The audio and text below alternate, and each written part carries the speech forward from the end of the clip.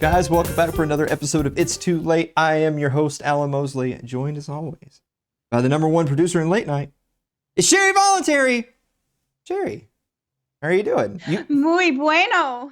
Oh, it's Cinco de Mayo. I was gonna ask you if you have your Mexican beer that starts with a C word, but that would get us deplatformed. Yeah. But it was really an innocent question, I swear to God. I'm numero uno, though. I do like that. That's very good. You know, this is the time of year where you think, well, there's not a lot of holidays, but there actually is a lot of holidays. Yeah. So this weekend you have Mother's Day, which no one cares about. Right. But right now you have Cinco de Mayo, which is just an excuse for everyone to get drunk and pretend they're Mexican. Yeah, it's just like it's the Southern St. Patrick's Day. South of the I don't know. border. I've seen a lot of people in the South just do both. Just do them. They drink all the time. Yeah. But yesterday was May 4th, which of course is Star Wars Day. Yay! And I don't want to go on a big tangent about Star Wars and making this a big pop culture thing, but a lot of people who know me are aware that I saw Force Awakens. It was totally garbage. I didn't even watch the next two movies. I never will. Yeah, they're just awful. I know what happens. Like, I don't need to see them. I know what happens.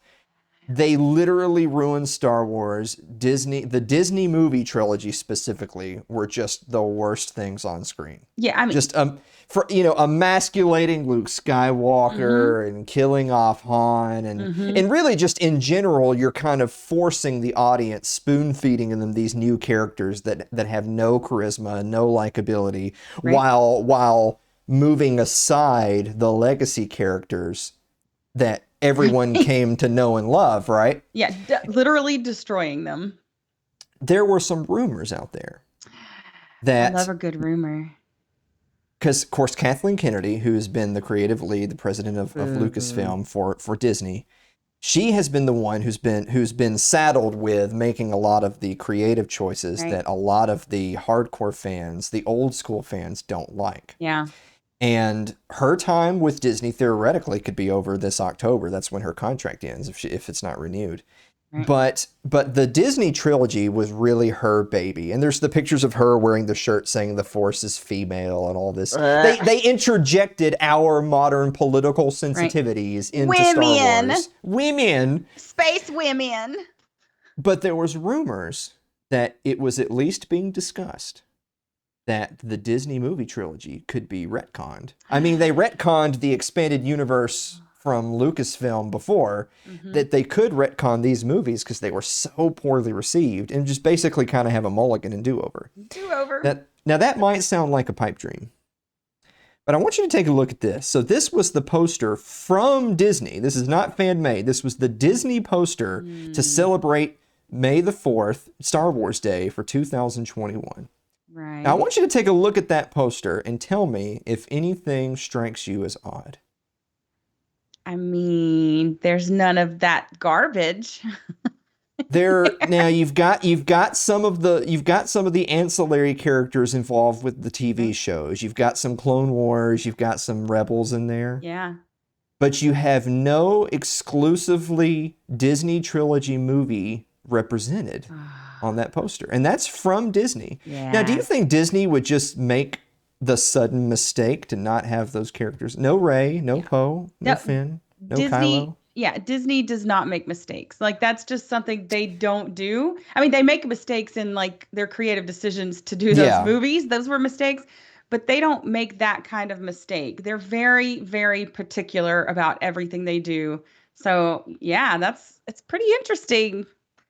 So, I mean, take it from me, somebody who they ruined Game of Thrones. Yeah. I'll never watch it again. I'll only wait for the books, which by wait for the books, I mean until I die, because they're not coming out. And then they also ruined Star Wars, basically in the same era of modern media and film. Right. And so maybe I'm just naive, but maybe we have a new hope. I don't know. Oh, I see what you did there. I feel like it would have went over better if you didn't draw so much attention to it. Well, speaking of drawing attention to yourself, look at this. Is the mustache even on you right now? I mean, It's on mostly. I smile a lot. Okay. It's like Fair enough. Okay. So the next thing I wanted to bring to your attention, a lot of people on Twitter were talking about the Biden family. Joe and Jill Biden went to go visit the Carters, former President Jimmy Carter and his wife, and they took a picture together. I want you to look at this picture right here. Well, you want to talk about looking at pictures and saying, does something stand out at you? Jesus. So wow. today I learned Yeah. former President Jimmy Carter and his wife are actually marionettes. I mean, I keep thinking of the music from It's a Small World going through my head. Like, but you know, the thing is, though, is that they're marionettes that are controlled by the Bidens, but it's Jill Biden that controls President Carter. right? And it's President Biden who controls Mrs. Carter. And I wonder That's like I bet he loves the smell in there. 'Cause you could just smell that picture. that is about as happy I've seen Joe look, to be honest with you. He doesn't know where he is. He's like, Dad. Replete with the one little stigmatism eye thing Right. he's got going on there. think- It's an eye that really says, yeah, I've had a stroke or two, whatever. I'm thinking like he thinks this is his mom and dad come back to life. Or his son come back to life. Oh shit. All I'm going to leave you with, ladies and gentlemen, is if that picture isn't proof, you got to think long and hard before you take experimental drugs, because you may grow 50%, you may shrink 50%. And really, but you know what? Who am I to judge? Yeah, I mean, you're just as good as anybody else.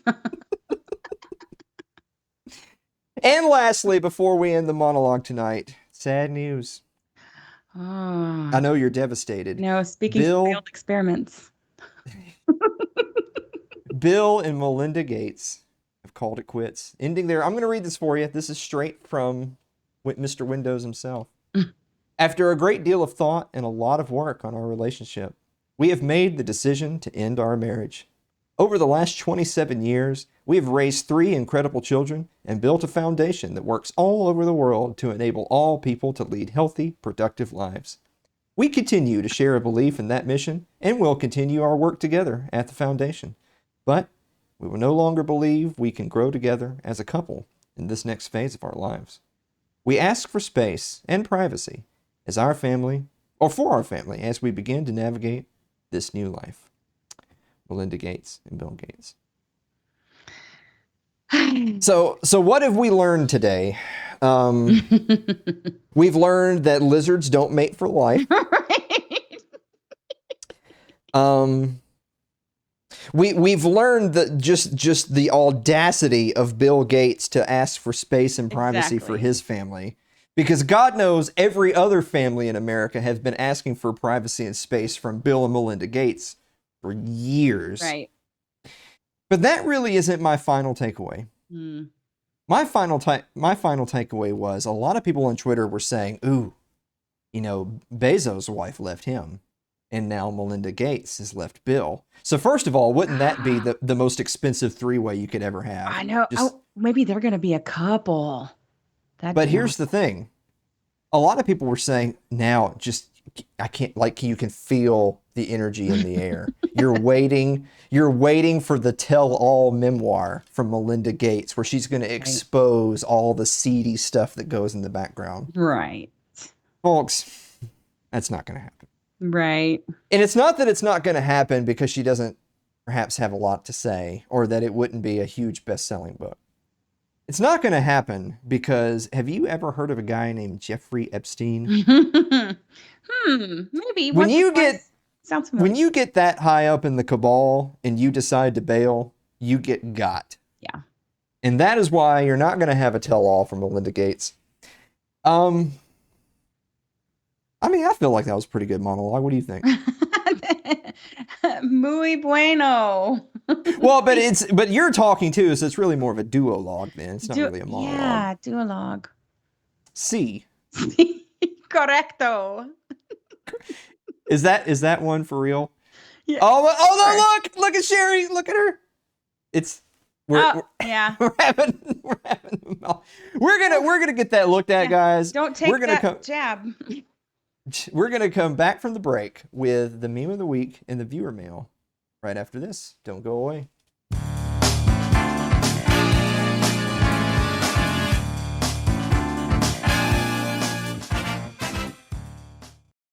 If you're enjoying tonight's show, consider supporting the program by becoming a member of our Patreon. That's over at patreon.com/Alan Mosley.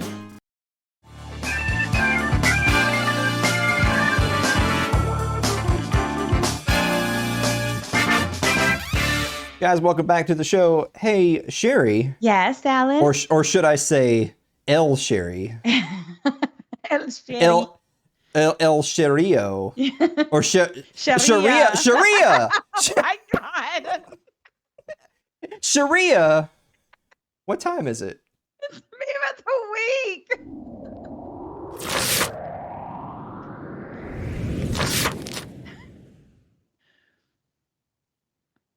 It's the Menthol Patrol. That's a beautiful thing. I tell you what, Oh. if that's what it takes to get menthols off the street, then God bless them.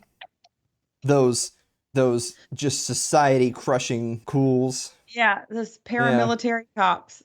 Yep. I've always said that if we could get rid of the Newports, then we would retake America.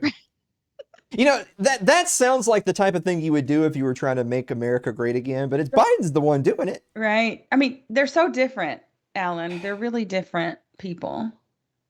You're talking about Biden or black people? Right. Trump and Biden. They're just super different. Okay. Policies are so different. You know, if Mexican people get Cinco de Mayo, what day do black people get? February. Racist. They get the day of February. That's right. I tell you what. Day. I'm not gonna suffer your bigotry anymore on this program, Sherry. I know. Racist. But we do have a couple of runner-up this week. So this was runner-up number 1. What a bust. My stepdad's gonna be really upset because he used to smoke Kools. I guess he doesn't smoke anymore though. But Look, just by the way, look on the far right. Look at that trooper on the far right with his little wide brim hat. Yeah. He kind of looks like if Sonic the Hedgehog was a state trooper. Because he's doing the thing where he's kind of like sitting, like kill that. Like he's kind of standing wide chested, like kill that picture. Yeah. He's doing the Sonic thing where Sonic like stands with his arms out like this. Right, you know, okay. I mean, it's either that or he's just retarded. I don't know. I mean, why not both? He's a cop. No, Sherry, it's porque no los dos. Oh, sí. Jesus. Sharia. And then finally, the last runner-up. How do I record The Price is Right? It just looks like he's, so serious about it too. Did you grow up watching The Price is Right? I did. I love The Price is Right. So I grew up watching The Price is Right. And I got to tell you, this is like, far be it for me to go off on a random pop culture tangent, just like we did at the start of the program. I actually really like Drew Carey. Yeah. I would love to get Drew Carey on the show. I've actually heard that he's like a libertarian or something. He does think he's a libertarian, yes. He thinks by Hollywood standards, if he doesn't want to bang your child and take your Newports, then right, wear your wife's clothes. But I like Drew Carey and I like The Price is Right, but I don't like Drew Carey on The Price is Right. Mm-hmm. Yeah, I can like they basically do all the same rigmarole and the sayings and his little mic and all. It's just not the same. I mean, it's like Will Smith following Robin Williams, right? Like Will Smith did a fine job as the genie, but the same way, Drew Carey is no Bob Barker. It's just it's a different thing. So you're saying that a black man can't play a blue genie as well as a white man can play a blue genie? Is that what you're saying, Sherry? Yeah, that's exactly it. I thought so. With that said, I literally in the break said, hey, the show's going well this week, and now look at it. You're welcome. Yeah, let's go ahead and answer some viewer mail.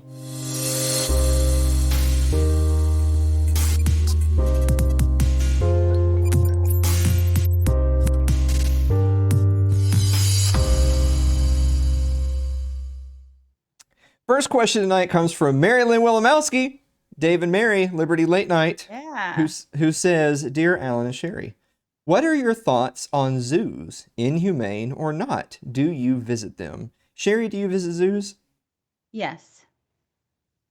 Okay, so you do then pay you support them. You use your money to, what's the word I'm looking for here? Patronize. You're patronizing. Well, you're patronizing them, yeah, but you're continuing the suffrage of Oppression the of the suffering. animals. Yeah. Yeah. And they had homeschool classes there. So Oh, okay. So all the children are also slavers, is what you're saying. yeah, of course. Okay. All right. I'm just making sure. I have visited zoos, and actually, to be honest with you, I guess I'm a hypocrite because I have visited zoos, but I actually don't love zoos. I actually do think that the animals shouldn't be, captured and. Sometimes it's kind of sad, but like the Knoxville Zoo is a very nice zoo. And I don't think people understand that a lot of these zoos do a lot of work in helping those animals in the wild as well. I know the Knoxville Zoo does, and they have a lot of programs to raise money for actual wildlife funding, conservation. So I think there's a trade-off, and it's cool to let the little kids see these animals and then want to do better to protect their habitats and things. So it reminds me of, like, remember all the pictures that they took of AOC when she went down to visit the border and look at all the kids in cages. Right. But now she hasn't done that since the situation has gotten 10 times worse under Biden. Of course. So that just goes to show that what you said is right. Sometimes it's sad. Yeah. Sometimes it's just a But only off. sometimes. Right. Andrew Avery writes, Dear Alan and Sherry, in honor of the Kentucky Derby, do you make an Appaloosa if you shake it a tree? So I want to apologize for the audience.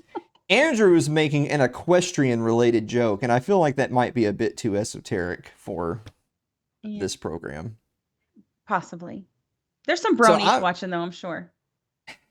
That's not. Could we go one whole episode without talking about bronies, pedophiles, or rape? Which, frankly, those overlap a lot. Yeah. If you think libertarians, autists. Oof. Could you quit scaring off our only remaining target demographic? I'm sorry. Jesus. All right. Jonathan Carranza writes, Dear Alan and Sherry, why are the fish not biting? This is the thing.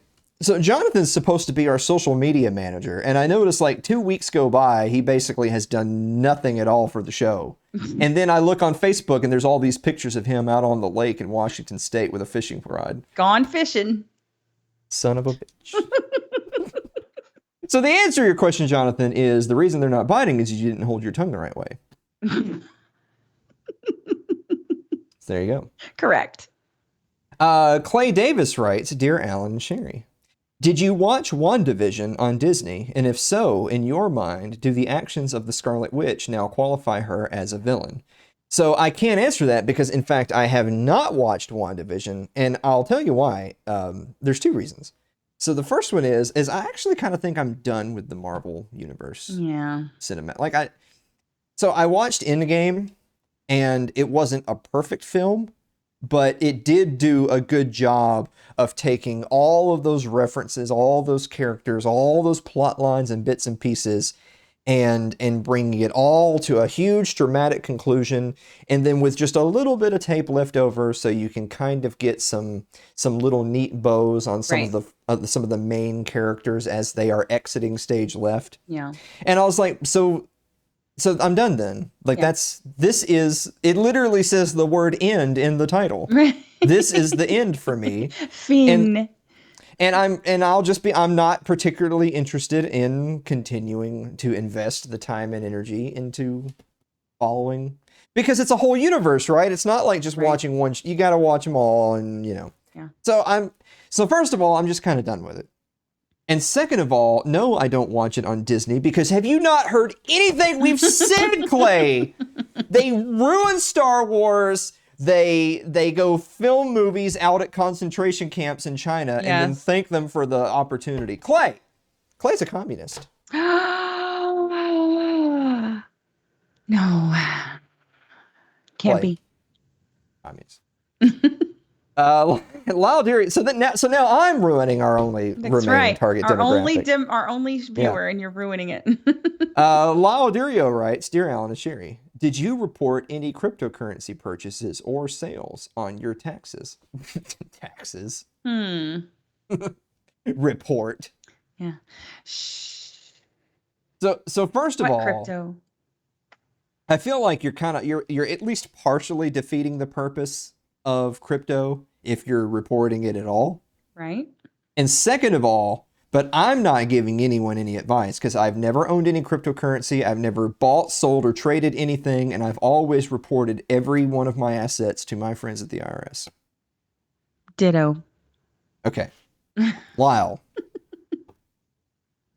Lyle might be a communist too I now think that we're on the subject. informant much. It's a good thing we're going to talk about communists later in the show. Yeah. Clay, Lyle, you stick around to the last segment. Content just for you, buddy. Adam Sakozin writes, the show was doing so much better a segment ago. Do you ever get that feeling? Yes. Okay. So, like, one of your jobs is to signal to me, hey, the show went off the rails. I mean, you have me on here. Your judgment is already kind of... I mean nothing. Adam Sakozin writes, Dear Alan and Sherry, do you drink sweet tea? He says, do you drink sweet tea or are you a Yankee? But see, Adam's actually confused. So actually, no Southerners drink sweet tea. We actually perpetuate that myth to get all of you Yankees to die of diabetes. The South will rise again, my friend. And this is how we will do it. Would you consider that to be a non-violent coup? I mean, they're the ones that drank the poison, right? We didn't force it. We just offered them delicious sweet tea. Their decision. Yeah. Good. Wilfred Brimley, he's our best agent. Didn't he die? Probably. He had diabetes. Okay. But he lived with diabetes. We're not talking. The last question. Celeste Annis writes, Dear Alan and Sherry, what is the weirdest dream you could remember? Sherry, what's the weirdest dream you can remember? I don't think I can say that on... Okay, what's the weirdest dream you can remember that is PG-13 or down? I mean, I've had lots of weird dreams. I can't really think of one right now. So okay. I'm just going to defer to you, Alan. The weirdest dream I can remember is probably Ron Paul 2008. To dream the impossible dream. But you know, the scariest thing, I woke up and there's a bumper sticker on my car. Wow. Yeah. Wow. That's creepy, man. This is creepy. What happened to this show? We used to just come on and there used to be some blonde German guy would yell the name of the show and then we would talk to some esteemed guest about stuff. Hot dog sandwiches. Yeah. Well, that came later. Yeah. Anyway, we're going to talk more about menthols and Newports and the Biden regime and why anyone would vote in like a crime bill drug warrior and his top cop. You get what you effing deserve, am I right? Correct. But we're going to save all that for the next segment. We're going to be right back after this commercial break. Don't go away.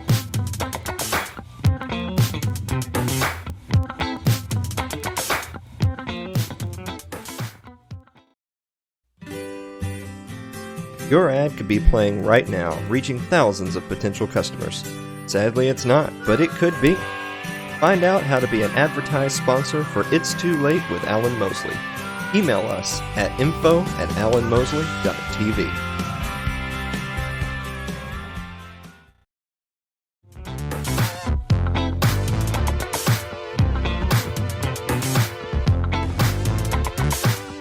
Guys, welcome back to the show. So, Sherry, you were saying in the break, talking about how a scary movie is not as scary if it didn't have like the sound effects and stuff. Yeah, and the soundtrack. Yeah. Because this show needs a laugh track, I think.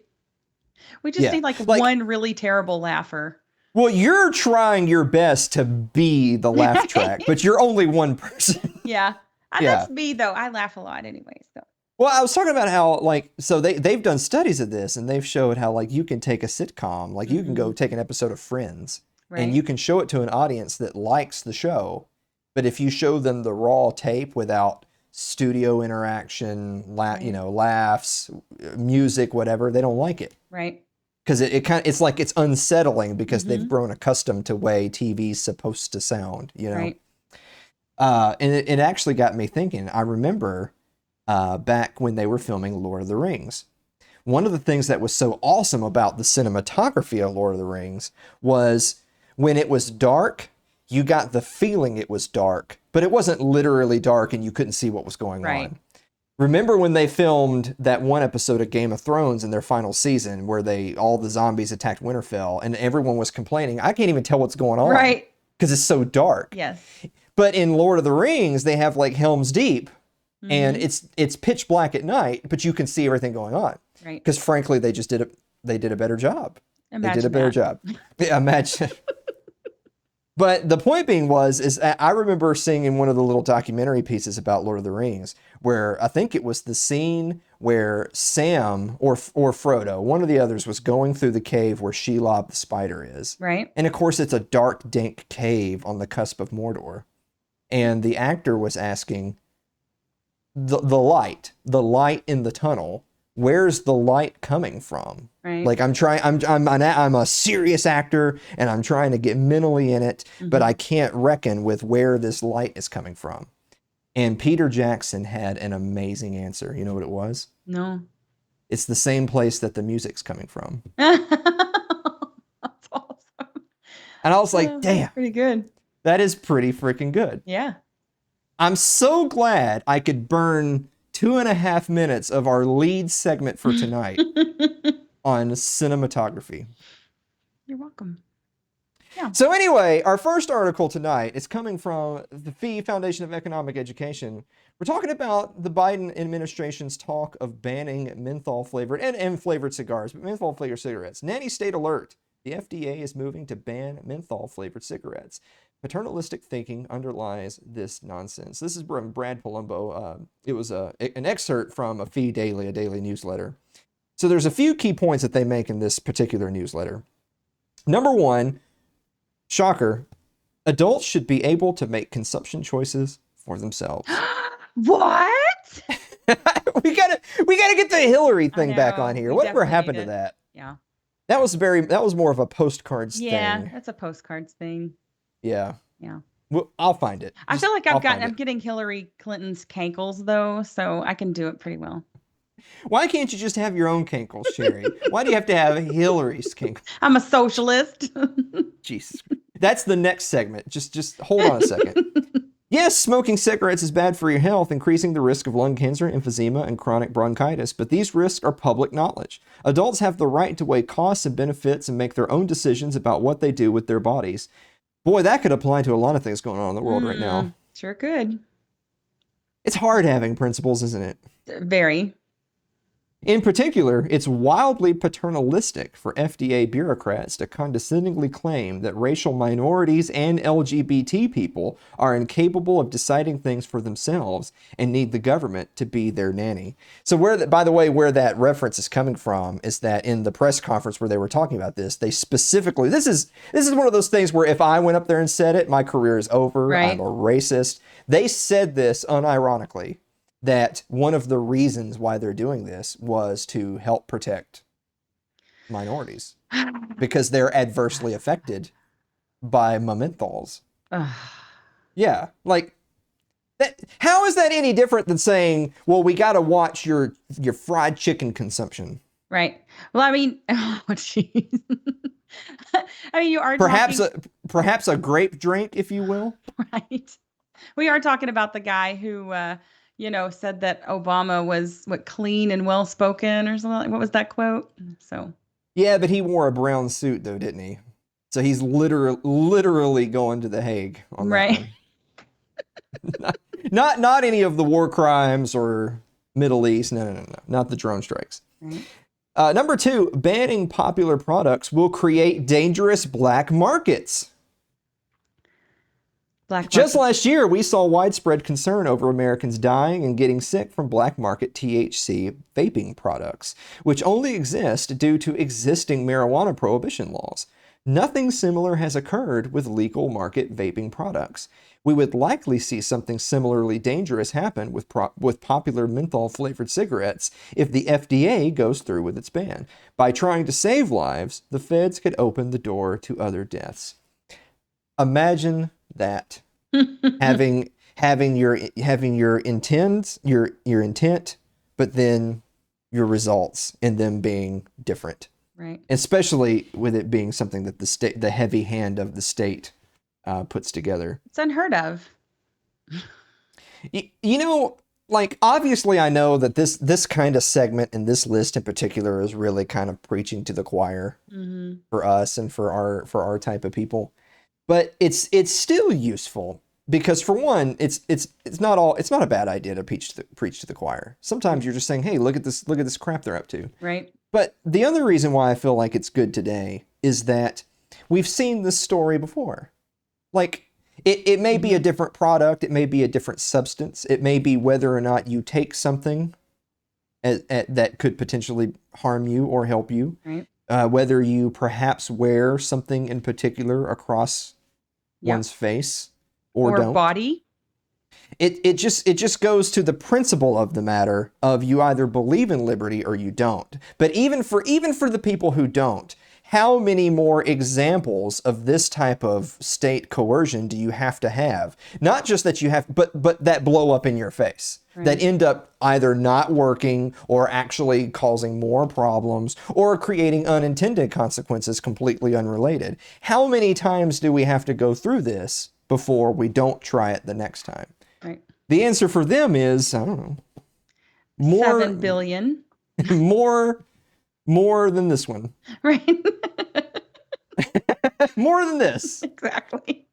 And finally, number three, more bans mean, oh no, more law enforcement crackdowns and over-policing of black neighborhoods. Kind of makes you wonder, if you're a black guy driving down the street and you get pulled over and the officer happens to, oh boy, are those menthols I smell? Right. At that moment, is he more likely to die of lung cancer or a bullet? Right. I'll take what is a bullet for 200, Alex? What was the what was the big guy that they killed? I think it was in New York that they said he was selling. This not Trayvon Martin. No, he was a kid. There've been so many. I forget his name now, but loose cigarettes. He was selling loose cigarettes. Isn't that the saddest part of the segment? Well, there's been so many. I know. It is sad. It's terrible. Well, it just goes to show that they will, like, for the people, it's just like the same type of like weak conservatives who say, oh, my thin blue line would never come and take my guns. They wouldn't do that. Like, you think that they won't kill you over a cigarette ban. You are sorely mistaken. Right? Yeah. We already know that. Like, we don't even need this one. We already know they will. Exactly. Yeah. Even the liberal-leaning American Civil Liberties Union warns that, quote, such a ban will trigger criminal penalties, which will disproportionately impact people of color, as well as prioritize criminalization over public health and harm reduction. For a supposedly progressive administration, this makes little sense. And the FDA ban probably wouldn't even accomplish much. As Reason Foundation Director of Consumer Freedom, Guy Bentley notes, similar bans in the European Union, Canada, and Massachusetts all had only small impacts on smoking reduction. Mm-hmm. So again, just to drive the point home, so not only do we see this story play out time and time again, but you actually have real world data of this specific product being banned with little to no net positive result. And they still want to do it anyway. Right. And, it also goes to the fact that, they talk about the slippery slope. And, we've had the drug war in this country for how many years now? 30, 40 years. And things have gotten worse, not better. And, that's one of the points that many people made at the time was, where does it stop? And this is, apparently it doesn't stop at cigarettes, apparently it won't stop at what soap you're using or whatever. Like, if they can do this, what's to say they can't do anything else? Exactly. So to wrap up on the menthols, I'm actually going to switch to a different article. Check this out. This is from the Mises Institute. This is our old pal Uncle Murray Rothbard back in Aw. 1994 writing Tobacco Smokers, America's Most Persecuted Minority. Now I know that might be a little triggering for some people, but the Right. article goes on to talk about in great detail that smokers as a people, if you look at how smokers as a class of citizens would have been treated in, say, 1955 Mm-hmm. versus how smokers are treated today. Definitely today. This was in 1994. I mean, you're going from basically the height of pop culture icon to just complete unperson. You're, just absolutely demonized, secondhand, And look, I'm not a smoker. Smoking, like, I'm allergic to smoke. Smoke kills me, Right. man. I mean, smoke kills everyone, but Eventually. I don't know, like, no, me specifically, I die from smoke, and all of you else are fine, but I get killed by smoke. But the smallest minority is the individual. But anyway, so I'm actually going to skip to the bottom of Rothbard's article here. So he goes on to talk a little bit about this kind of neo-Puritanism, and specifically of the left. And it's not just the left in all cases, but in this particular case of the left, you think of the not just the policing of morality, which is certainly what Republicans do, but for the left, they police the different areas of consumerism, but they equate it with morality. Right. So you are now evil if you do this thing, even though I can't find anything in the Bible about smoking a Newport, Right. but we'll make it evil. Right. So skipping down to the bottom, he says, so what happened to the aggressively Christian features of neo-Puritanism, to the emphasis on salvation and on the kingdom? Interestingly, over the decades, the Christian aspect gradually disappeared. After all, if as a Christian activist your major focus is not on creed or liturgy, but on using the government to shape everyone up and stamp out sin, eventually Christ fades out of the picture and government remains. The picture of the kingdom of God on earth becomes secularized or atheized, and in the Marxist version, the secular sin-free kingdom is brought about by the terrible swift sword of the saints of the Communist Party. I love how Murray can just make everyone a commie. Yeah, it's beautiful. We have It's beautiful. arrived at the grisly land of left Puritanism. By the way, he's using capital L, left Puritanism. He wrote this in 1994, by the way. Of a left kingdom which proposes to bring about a perfect world free of tobacco, inequality, greed, and hate thoughts. 1994, by the way. Right. We have arrived, in short, in the land of the enemy. And remember, if today they come for the smoker, tomorrow they will come for you. If today they grab your cigarette, tomorrow they will seize your junk food, your carbohydrates, your yummy but empty calories. And don't think that your liquor is safe either. Neo-prohibitionism has been long on the march.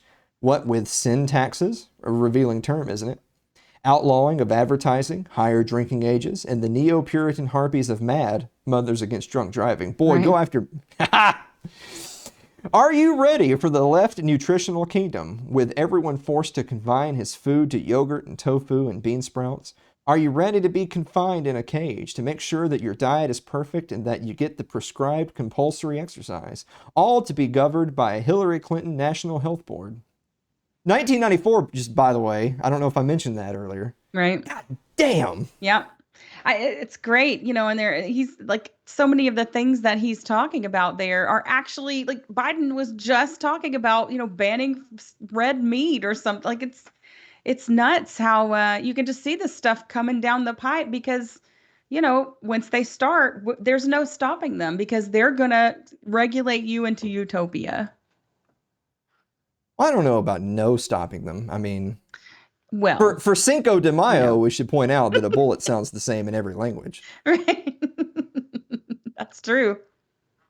Guys, we're going to be right back to talk more about them commies right after this break. Don't go away.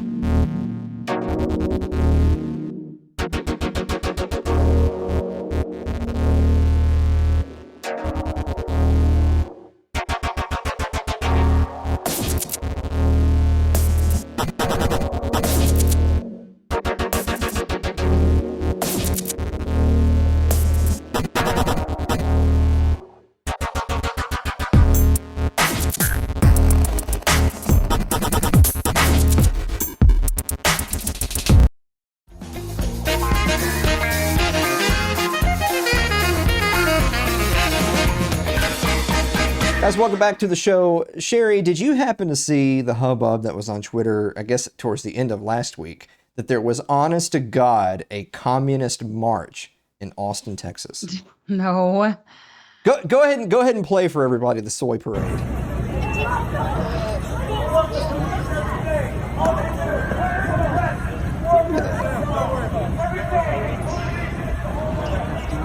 I love the curly-haired lady at the end who looks back at the camera like, are you seeing this?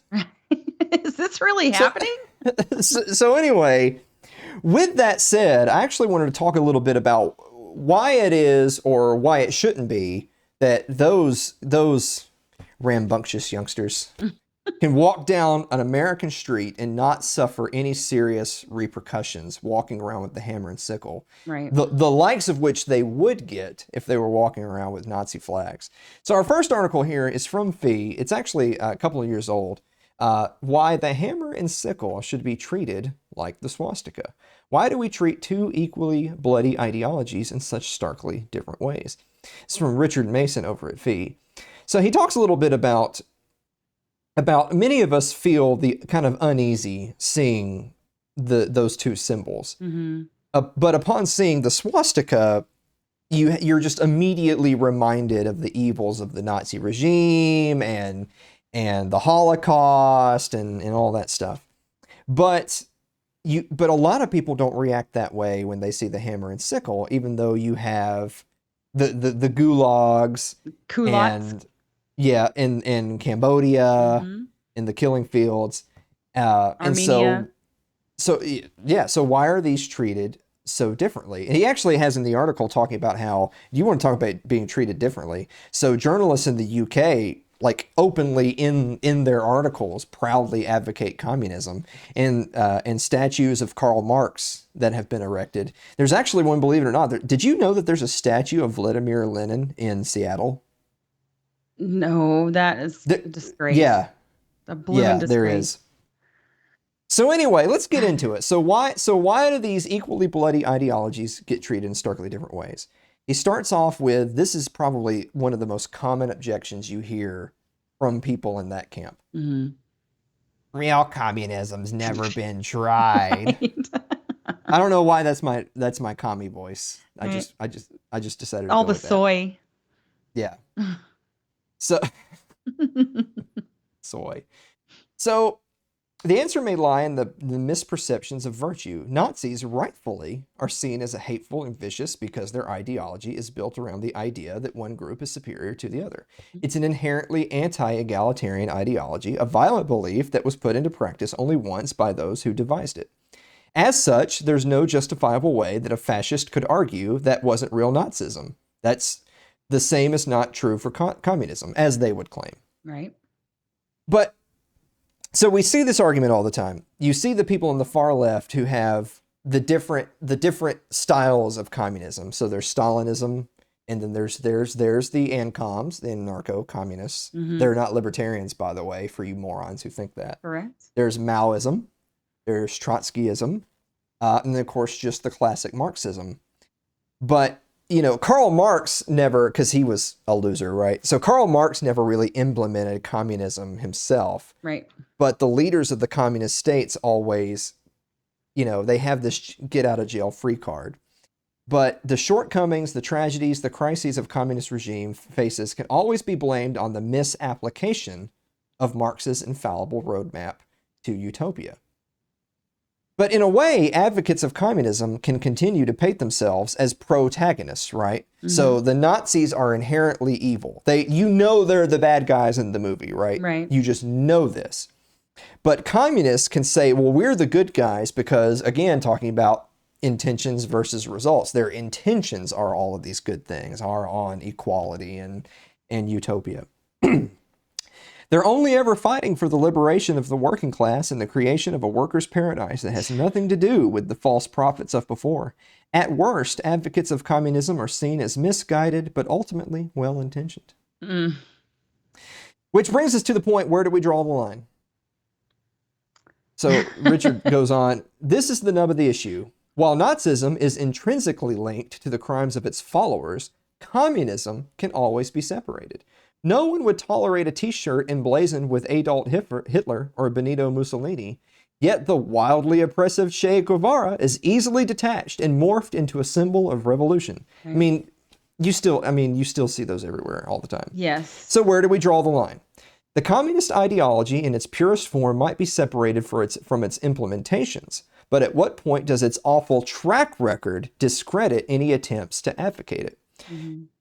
Our old boy Uncle Murray from the last segment, Murray Rothbard once said, "It is no crime to be ignorant of economics, but it is totally irresponsible to have a loud and vociferous opinion on economic subjects while remaining in the state of ignorance." Right. So to end, we need to say the same about communism. To continue advocating communism despite its dismal track record is neither well-intentioned nor misguided. It is a deliberate attempt to push a provably dangerous ideology. The history of communism is as bloodstained as that of Nazism, much more so, as a matter of fact. It's time we treated it as such.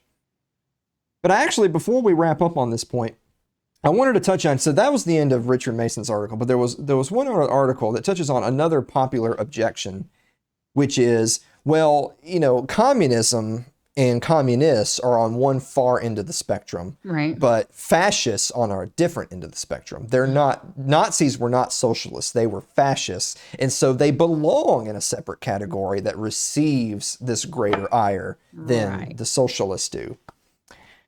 Not so, says the absolute genius David Gordon over at the Mises Institute. This is David Gordon who says, yes, the Nazis were socialists. So this article, which you can guys read for yourself over at Mises.org, yes, the Nazis were socialists, David Gordon. So he's actually writing in response to an author named Scott Sihon, who wrote the article, no, the Nazis were not socialists. And the main crux of Sihon's argument was that he points to a 25-point Nazi program in 1921. And he says that in this program, they don't call to nationalize industrial production. Rather, it's largely pro-business and it's directed at the Jews. When the Nazis talked about expropriation, they meant taking property belonging to Jews. They were quite in favor of private property for others. Those are the words of Sihon. So David Gordon says, all right, I'll call your bluff. Let's look at that 25-point Nazi program. Mm-hmm. If you look at the program, it isn't quite what comes to mind. Its dominant theme is that the German people have come together as a collective entity. The common good must be put before the individual good. Differences in class and wealth must be strictly subordinated to the good of the German people as a whole. Points 10 and 11 of that program. Number 10, the first obligation of every citizen must be to productively work mentally or physically. The activity of individual may not clash with the interests of the whole, but must proceed within the framework of the whole for the benefit of the general good. We demand, therefore, abolition of unearned work and labor incomes, breaking of debt/interest slavery. Sounds pretty damn socialist to me. Pretty socialist, I would say.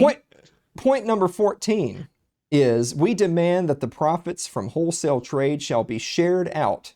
And crucially, point 24, we demand freedom of religion for all religious denominations within the state, so long as they do not right. So long as they do not endanger its existence or oppose the moral census of the Germanic race.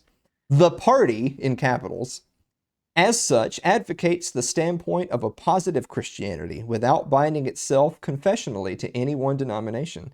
It combats the Jewish materialistic spirit within and around us and is convinced that a lasting recovery of our nation can only succeed from within on the framework. The framework being the good of the community before the good of the individual. Seems pretty clear. So the last point here that we'll close on. So Sihon argued that Hitler, when he was in power, wasn't a radical the way a socialist radical would be. There were socialists in the Nazi party, such as Gregor Strasser, but Hitler kicked them out and in many cases killed them. He surrendered to big business in order to gain power. He did not nationalize the major industries of Germany. He was no socialist, but favored private property and business enterprise. However, as David Gordon comes back with, he talks about Ludwig von Mises's vital distinction between two different kinds of socialism. In one of them, the state owns the means of production. socialism. But in the other, still another type of socialism, private property still exists, but the state tells the owners what to do. This is a form of central planning, and it still counts as socialism. And that is what the Nazis put into practice. Which, by the way, if you're going to make your case on that Nazis not being socialists because Hitler targeted socialists in his regime and often killed them, there was this gentleman named Joseph Stalin. Might have heard of the guy. And he was actually pretty well known for targeting other good party men in his own regime. Sometimes people that were 100% his own friends and allies, and targeting them for execution for one reason or another. We may never truly understand it. So we're going to end with this lovely little meme from the victims of communism right here. So you have National Socialism and you have International Socialism. Where's the lie? Yes, Nazis were socialists. Where's the lie? Scanning complete. Lies detected. Zero. Guys, we're going to be back to wrap up the show right after this break. Don't go away.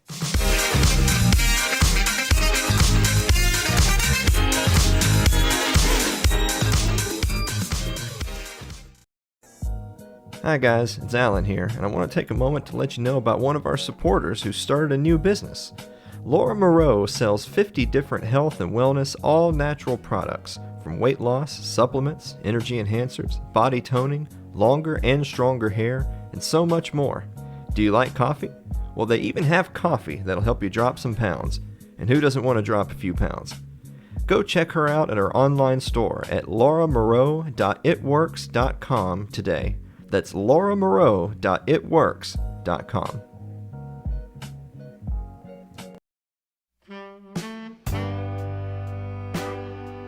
Like our Facebook page. It's facebook.com/AlanMosleyTV.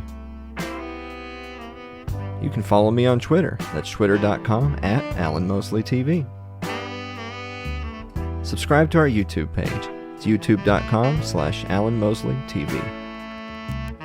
Guys, also don't forget, if you're not a big fan of big tech, you can go over and support us on Odyssey, decentralized platform run by the library guys. You can find us at It's Too Late with Alan Mosley or search Alan Mosley TV. Don't just complain about big tech, go support a decentralized platform. Also, if you're more of a listener than a watcher, you can listen to us on your favorite podcasting platform of choice thanks to Anchor FM. Go to Anchor FM, Alan Mosley TV. Give us a listen, give us a like, some support, all that good stuff, or your favorite podcasting platform of choice.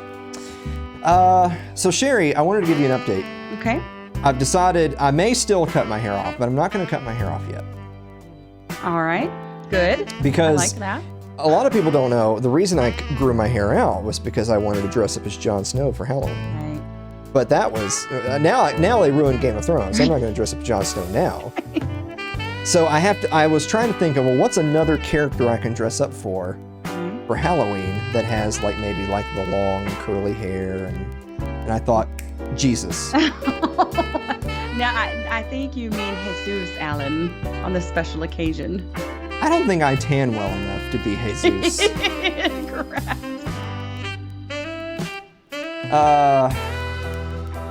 Should I be Jesus or should I be Jesus? Jesus. Because those are different. I feel like those are different people. Right.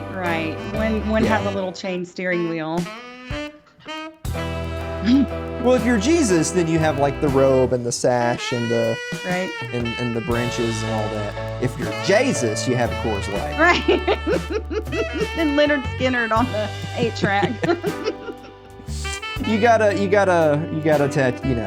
maybe I'll talk to our friend Stephen Rhodes and get the little anarcho-Christian tattoo. Yeah. Jesus would have one of those. Stephen's never going to talk to me again now. No, we're done. Do you have a final thought? Yes. Better muerte than rojo. What happened to the mustache, by the way? Did it just is no longer with us? It disintegrated. Yeah. All right. Well, on that note, guys, thank you so much for listening to another episode of It's Too Late, and we will see you next week.